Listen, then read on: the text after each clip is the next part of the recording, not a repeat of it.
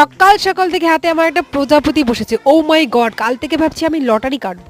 তো আমি সকালটা কিভাবে কাটালাম তো সেটাই তোমাদের শেয়ার করি। তো দেখতেই পাচ্ছ আমি টুটু টুটু করে হাঁটতে হাঁটতে বাজারে যাচ্ছি। বাজারে কিছু কাজ ছিল, এটিএম এ কাজ ছিল, সেই এটিএম এর কাজটা সোজা মিটিয়ে আমি চলে গেছি সূর্যদের বাড়ি।